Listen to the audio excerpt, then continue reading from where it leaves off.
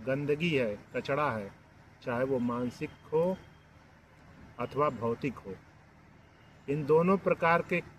कचड़ों को साफ करने का दायित्व देश के 140 करोड़ लोगों का नैतिक कर्तव्य बनता है। इस नैतिक कर्तव्य को पूर्ण करने के लिए हम सभी को यह आवश्यक है कि हम आलस्य को छोड़कर और राष्ट्र हित में ये जो कचड़े,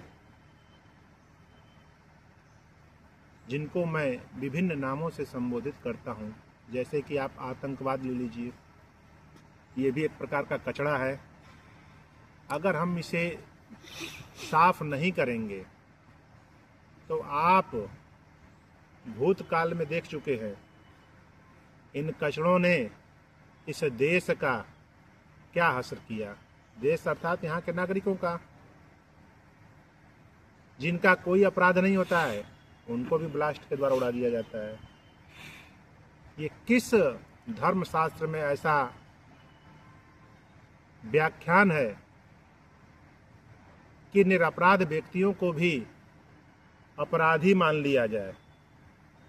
और उनको इस संसार में रहने का जो परमात्मा ने अवसर दिया है उसको छीन लिया जाए। अगर किसी शास्त्र में ऐसी बात है तो वो शास्त्र परमात्मा का शास्त्र नहीं हो सकता है। ऐसे शास्त्र का, ऐसे समुदाय का त्याग कर देना चाहिए, क्योंकि बिना इनके त्याग के इस संसार में सुख और आनंद की वृद्धि नहीं होगी। अभी हमारे प्रधानमंत्री माननीय नरेंद्र दामोदर दास मोदी ने गीता के एक श्लोक को पढ़ते हुए उन्होंने कहा कि अत्याचारियों को मारना सज्जनों का नैतिक कर्तव्य होना चाहिए, क्योंकि इन अत्याचारियों को अगर आप नहीं मारेंगे, इनको नष्ट नहीं करेंगे,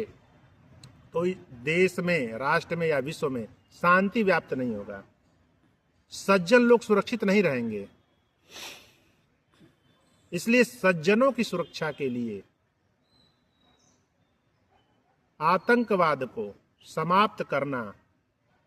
ये हमारे ही देश के नहीं, विश्व की जितनी भी आबादी है वो सबका नैतिक कर्तव्य है